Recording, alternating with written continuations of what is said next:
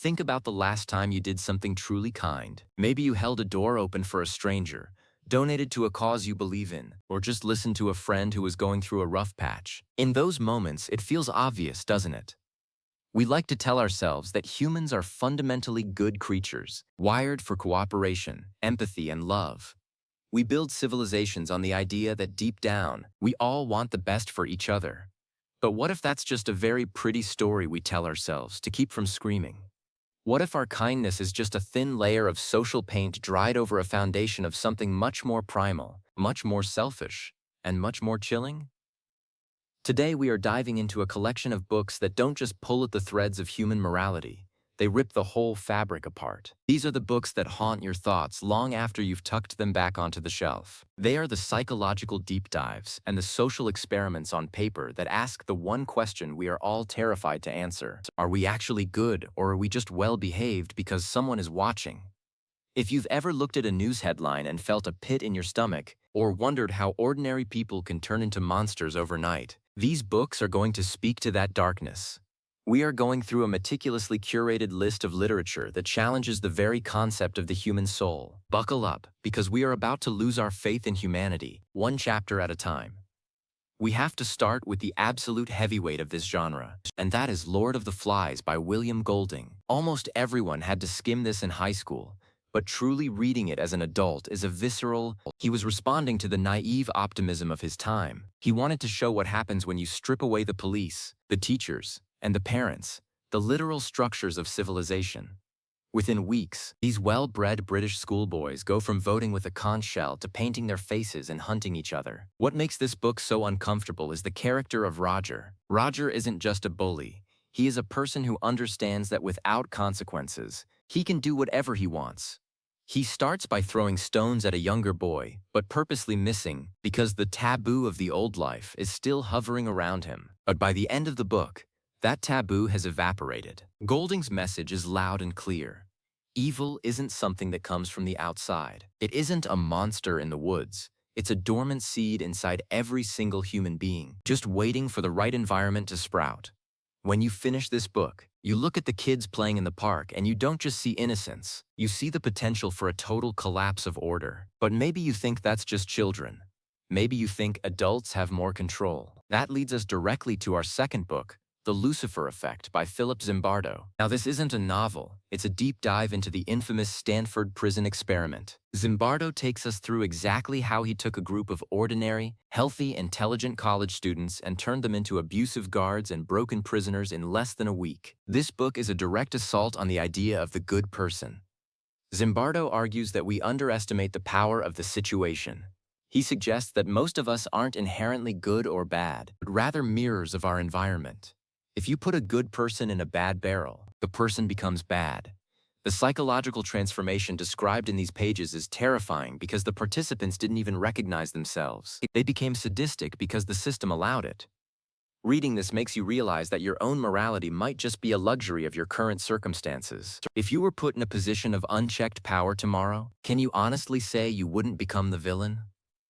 Zimbardo forces you to move away from the bad apple theory and look at the bad barrel of society itself. It's a book that makes you look in the mirror and wonder who is actually looking back. If that scientific perspective makes you squirm, let's look at how fiction handles this through the lens of extreme circumstances. Blindness by Jose Saramago is a masterpiece of social disintegration. Saramago shows how quickly empathy vanishes when resources become scarce. Within the asylum, gangs form, food is used as a weapon, and the most basic human rights are traded for a crust of bread. It is a grueling read. He uses long, breathless sentences that make you feel the claustrophobia and the panic of the characters. But the real horror isn't the blindness itself. It's the way the characters treat each other once they realize no one is coming to save them. It suggests that our humanity is a privilege we afford ourselves only when our bellies are full and our eyes are open. When the lights go out, the wolves come out. The book ends on a note that suggests we aren't blind in the medical sense, but blind to the suffering of others even when we can see perfectly fine. Now let's talk about a book that explores the banality of human cruelty, and that is Ordinary Men by Christopher Browning. This is one of the most important and difficult books ever written about history. It follows a unit of German reserve policemen during the mid-20th century. These weren't fanatical soldiers or high-ranking officials. They were middle-aged family men, truck drivers, businessmen, and fathers who were too old for the regular army, and yet when they were ordered to participate in mass atrocities, the vast majority of them complied. Browning uses their own testimonies to show that they didn't do it because they were monsters. They did it because they didn't want to look weak in front of their friends. They did it because of careerism. They did it because it was easier to follow orders than to say no. This is the psychology of the bystander taken to its absolute, most horrific conclusion. It destroys the comfortable myth that atrocities are committed only by evil people. It shows that they are committed by ordinary people, who are simply too afraid to be different. It forces you to ask yourself if you would have been the one person to step out of the line, or if you would have stayed in step with the crowd to avoid the social discomfort of being an outcast. If you want a more philosophical take on the lack of human goodness, you have to read The Conspiracy Against the Human Race by Thomas Ligotti. This is a work of extreme philosophical pessimism.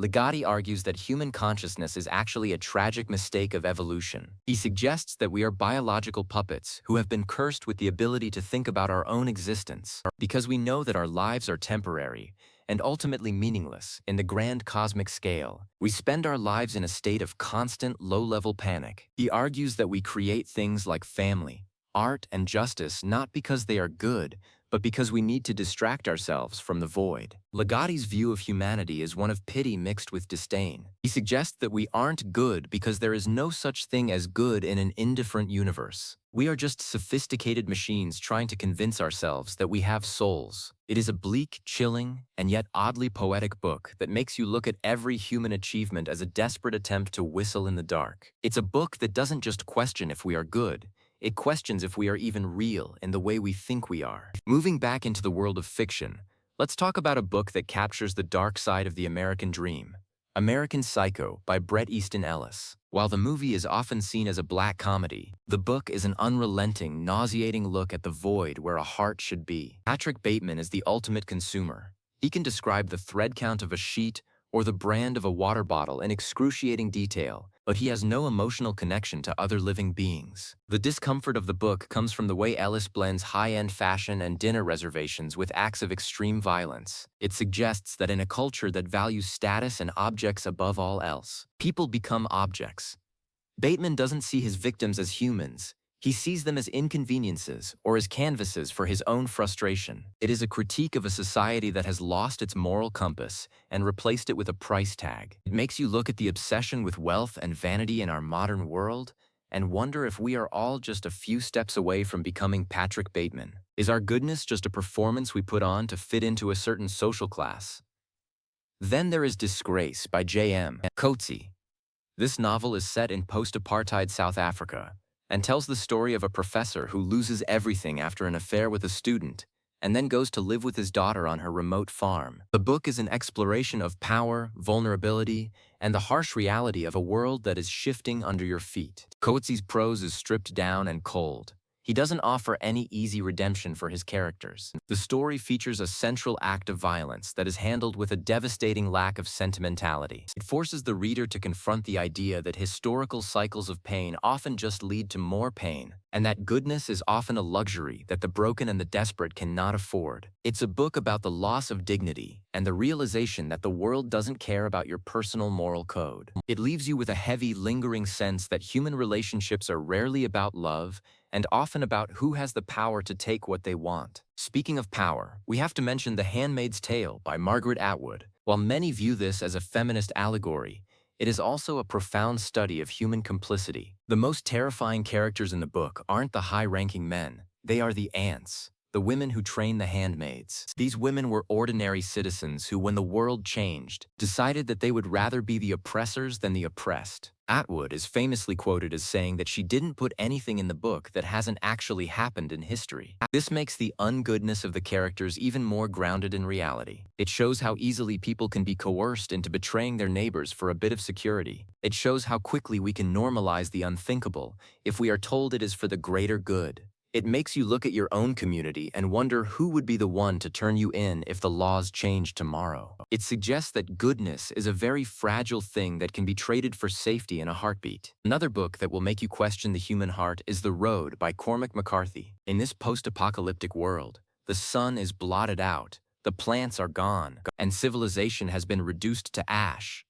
We follow a father and his son as they walk south, trying to survive. What makes this book so psychologically draining is the bad guys they encounter along the way. In the absence of food, humans have turned into predators in the most literal sense. McCarthy writes about people who keep others in basements to use as livestock. It is the ultimate test of the human spirit. The father keeps telling the son that they are the good guys because they are carrying the fire. But even the father has to do things that are morally questionable just to keep his son alive. The book asks if you can truly be good when the world is ending. Is morality a luxury of the well-fed? Or is there a spark of something divine that remains even when everything else is gone? McCarthy doesn't give you an easy answer, and the scenes of human depravity he describes stay with you like a physical scar. For a look at the history of our species that might make you rethink our success, you should read *Sapiens* by Yuval Noah Harari. Harari argues that Homo sapiens became the dominant species not because we were the kindest, but because we were the most effective at mass cooperation and mass destruction. He points out that wherever our ancestors went, the large animals and even other human species disappeared. He argues that our goodness only extends to the people we consider part of our tribe, and that those tribes are built on shared myths like religion, nations, or money. It puts our moral progress in a very different light. It's a perspective shift that makes the concept of universal human goodness look like a very recent and very fragile invention. Let's talk about a book that deals with the dark side of science and ambition. Brave New World by Aldous Huxley. Unlike the violent dystopia of 1984, Huxley's world is one of pleasure and comfort. People are genetically engineered into castes and kept happy with a drug called soma. They don't have wars, hunger, or pain. But they also don't have love, art, or deep thought. The goodness of this society is a manufactured lie. It suggests that if given the choice between freedom and comfort, most humans will choose comfort every time. It portrays a humanity that has happily traded its soul for a persistent state of lukewarm happiness. It makes you look at our current obsession with entertainment, social media, and convenience and wonder if we are building our own version of this world right now. Are we good if we just stop caring about anything that is difficult or demanding? Huxley suggests that the most effective way to destroy human goodness is not to oppress us, but to give us everything we want until we forget why goodness was ever important. We also have to include We Need to Talk About Kevin by Lionel Shriver. This book is a series of letters from a mother to her husband, discussing their son Kevin, who has committed a mass atrocity at his school. The discomfort here is the exploration of nature versus nurture. Was Kevin born a monster, or did his mother's coldness toward him create one? The book forces you to look at the dark corners of parenthood, the resentment, the fear, and the suspicion that your child might just be a bad seed.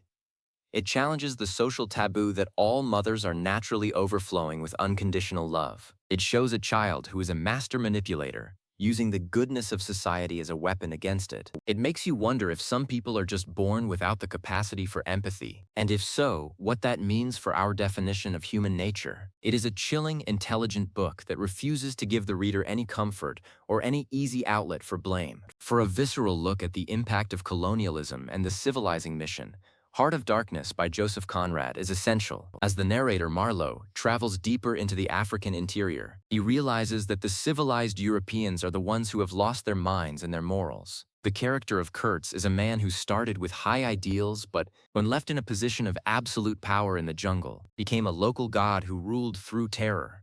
Conrad suggests that civilization is just a thin crust over a bubbling cauldron of ancient, dark impulses. When you get far enough away from the city streets and the social pressure of your peers, the inner station of your soul is revealed. The horror that Kurt sees at the end of his life is the realization of what a human being is capable of when the masks are removed. It is a book that makes you look at the concept of progress with a very skeptical eye and wonder if we have really changed at all since we were living in caves. Let's not forget A Clockwork Orange by Anthony Burgess. This book is famous for its invented language and its depiction of ultra-violence, but its real heart is a philosophical question. Is a person truly good if they are forced to be?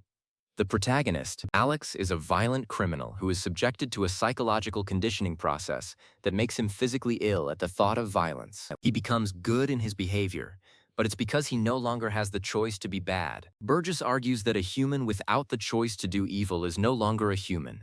They are just a clockwork orange, something organic on the outside but mechanical on the inside. It's a devastating critique of behaviorism and a defense of free will, even when that free will results in pain. It makes you realize that much of what we call goodness in our society is just the result of conditioning and fear of punishment. If we could flip a switch and make everyone perfect, would we be losing the very thing that makes us human? For a more modern look at the dark side of human social dynamics, you should read The Lottery by Shirley Jackson. While it's technically a short story, it is frequently published on its own and has the weight of a full novel. It describes a small, idyllic town that gathers every year for a lottery. The atmosphere is friendly, the children are playing, and the neighbors are gossiping. It's only at the very end that we realize the winner of the lottery is going to be stoned to death by the rest of the community to ensure a good harvest. The horror is in the casualness of it. The townspeople aren't angry. They aren't even particularly sad. They are just following a tradition. They finish the job and go back to their lunches. It is the ultimate story about the banality of evil. It shows how human beings can commit the most horrific acts simply because that's the way it's always been done. It makes you look at the traditions and norms of your own society and wonder what lotteries we are participating in without even thinking about it. Another difficult but necessary read is The Painted Bird by Jerzy Kosinski. This book follows a young boy wandering through Eastern Europe during the Second World War. He is met with a level of peasant superstition and sadistic cruelty that is almost impossible to process. The people he encounters treat him as a demon or a plaything. It is an exploration of the absolute bottom of the human experience. Whether or not every event in the book is historically true is almost beside the point. As a psychological study, it shows the impact of total isolation and the loss of mercy in a society driven by fear and ignorance. It takes the innocence of childhood and grinds it into the dirt. It makes you realize that in certain conditions, the human heart can become as cold and hard as a stone, and that the goodness we rely on in our daily lives can evaporate in an instant. If we want to look at how we treat the most vulnerable members of our society, we have to talk about Never Let Me Go by Kazuo Ishiguro. In this story, we follow children who are being raised as organ donors. They are clones, but they are clearly human in every way that matters. They love, they create art, and they hope for the future. What makes this book so unsettling is the way the normal world ignores them. The society knows that these children are suffering and that they will be completed at a young age, but they accept it because it gives them longer, healthier lives. It is a book about the capacity of humans to look the other way when it serves their interests. It's a quiet, polite horror story that suggests that our humanity ends precisely at the point where our personal comfort is threatened. It makes you think about the donors in our own world, the people in sweatshops, the victims of environmental destruction, and the forgotten laborers, whose lives we trade for our own convenience. Finally, we have to talk about something that gets to the very core of our biological nature, The Selfish Gene by Richard Dawkins. This book argues that we are essentially survival machines built by our genes to ensure their own survival. From this perspective, even our goodness, our altruism, and our cooperation is just a strategy used by our DNA to make more copies of itself. We are kind to our family because they share our genes. We are kind to our friends because we expect a return on the investment. It's a cold, clinical look at human behavior that strips away the romantic ideas of sacrifice and selflessness. It suggests that at our most fundamental level, we aren't even people. We are just vehicles from microscopic strands of code that don't care about us at all. It's a book that makes you look at a mother's love or a hero's sacrifice and see a mathematical equation. It doesn't necessarily mean we aren't good, but it changes the why in a way that is deeply uncomfortable for the ego. So where does that leave us? Are we actually bad? Or is good and bad just the wrong way to look at it? I think these books suggest that humans are incredibly complex, deeply paradoxical creatures. We are capable of building cathedrals and concentration camps. We are capable of the most profound love and the most senseless cruelty. What these books do is strip away the easy answers. They force us to stop being blind to the darker side of our nature. They show us that goodness isn't a default setting. It isn't something we just are. It's something we have to choose every single day, often in spite of our instincts and our circumstances. When you finish one of these books, the world looks a little different. You become more aware of the subtle ways people manipulate each other. You become more skeptical of the greater good. But strangely, you also become more appreciative of the genuine acts of kindness you encounter. If goodness is a fragile thing, If it's a choice made against the grain of a selfish universe, then every act of real empathy becomes a small miracle. These books aren't meant to make you a cynic. They are meant to make you a realist. They want you to understand the machinery of human behavior so that you can navigate the world with your eyes wide open. They want you to recognize the Roger in the crowd and the Aunt Lydia in the mirror before it's too late. So, I have to ask you, after hearing about these journeys into the dark heart of humanity, do you still believe we are fundamentally good? Or are we just a very lucky species that hasn't been pushed to the edge lately?